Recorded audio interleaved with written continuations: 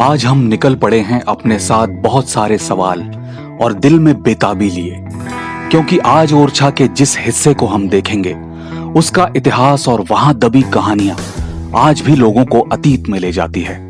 जी हां, आज हम चलते हैं ओरछा के इस ऐतिहासिक किले और इसके अंदर बने महलों की तरफ। आइए।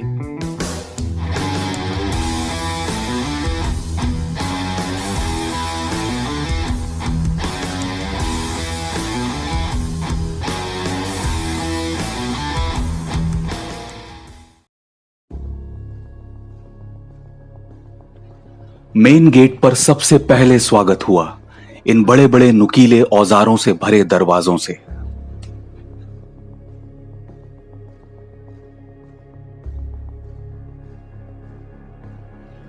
और आगे बढ़ने पर सबसे पहले सामने आता है ये दीवाने आम।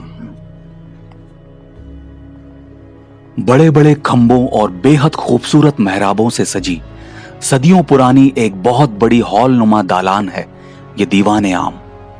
आज भले ही ये वीरान रहती हो, लेकिन कभी आम प्रजा के चुनिंदा लोग अपनी अपनी फरियादें लेकर इस जगह पर बैठा करते थे और अलग अलग दौर के राजा महाराजा इस ऊंचे आसन पर बैठकर प्रजा की बातें सुनते थे।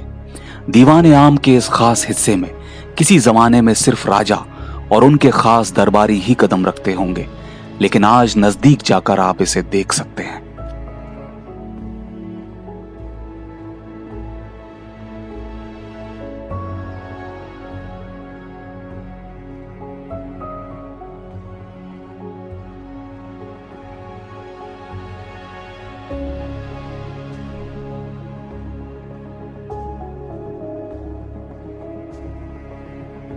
चलिए अब चलते हैं इन्हीं राजा महाराजाओं के महलों के अंदर, जहां राज परिवार किसी दौर में रहा करते थे।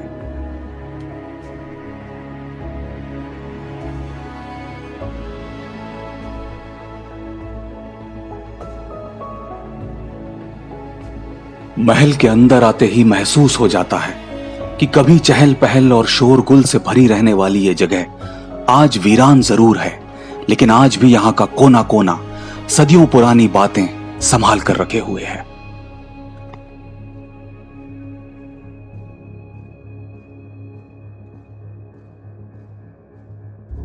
तो आज हम आ पहुंचे हैं ओरछा के महलों को देखने के लिए। इस वक्त जहां पर हम हैं, यह है राजा महल। संदर्भों के अनुसार राजा महल को बनाने की शुरुआत सन 1501 से 1531 के बीच राजा रुद्र प्रताप सिंह के शासनकाल में हुई और 1531 के बाद उनके पुत्र राजा भारती चंद्र ने इसके मुख्य भाग को बनवाया।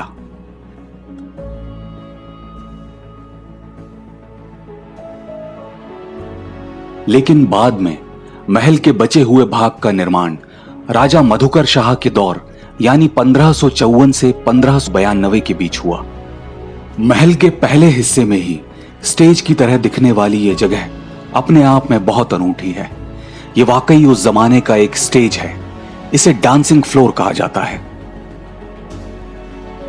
बताया जाता है कि पुराने दौर में इस मंच से बड़े बड़े सांस्कृतिक कार्यक्रम होते थे। 3 भागों में बटे इस मंच के सबसे ऊंचे भाग से नृत्य प्रस्तुत किया जाता था और बाद की इन 2 सीढ़ियों पर गायक और वाद्य यंत्रों को बजाने वाले कलाकार बैठा करते थे। इसके ठीक सामने बीचों बीच इस ऊंचे आसन पर बैठकर राजा महाराजा उन कार्यक्रमों को देखते थे जो इस स्टेज से पेश किए जाते थे।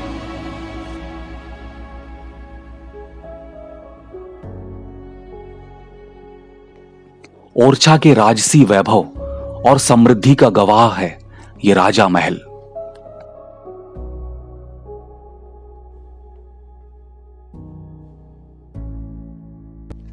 आइए अब महल में बने कमरों के अंदर चलते हैं। बताया जाता है कि ये कमरे किसी जमाने में राज परिवार के आलीशान निजी कक्ष हुआ करते थे। प्राचीन इतिहास और कला की नजर से देखें तो इस महल के आकर्षण का एक और कारण है इसके कमरों के अंदर बनी ये अद्भुत चित्रकारी। सैकड़ों साल पुरानी ये चित्रकारी गवाही देती है कि भारतीय कला और संस्कृति कितनी अद्भुत है। इन चित्रों में दिखाई जा रही घटनाओं, प्रसंगों और इनमें भरे रंगों को देखें तो बनाने वाले की एकाग्रता और प्रतिभा के लिए मन से तारीफ उठती है। यहां आपको याद दिला दें कि यह वही महल है जिसके बीचों बीच एक झरोखे से राजा मधुकर शाह की इच्छा थी रोज भगवान श्री राम के दर्शन करने की, जो इसके ठीक सामने इस चतुर्भुज मंदिर में विराजने वाले थे, कुछ इस तरह।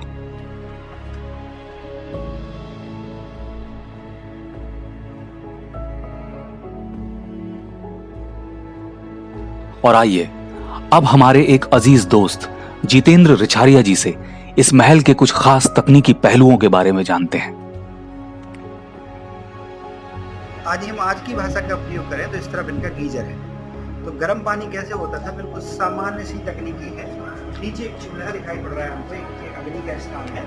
इसके ऊपर में पहली टंकी बन गई है। तो पानी वहाँ रखते थे, तो आगे यहाँ जलाया है इन्होंने, तो पानी गर्म देख रहे हैं। यहाँ से नाली के थ्रू पानी डाला गया तो गर्म से मिश्रण। तो तीसरा एक बनाया गया ठंडे पानी। जितेंद्र जी के पीछे पीछे हम भी चल दिए इस सदियों पुराने शाही स्नानागार के अंदर, जहां पूरी तरह अंधेरा था। मोबाइल की रोशनी में जितेंद्र जी की बताई तकनीक तो समझ में आ गई, लेकिन यह भी महसूस हुआ कि यहां आने वाले कुछ लोग इसकी सफाई को लेकर लापरवाह भी हैं।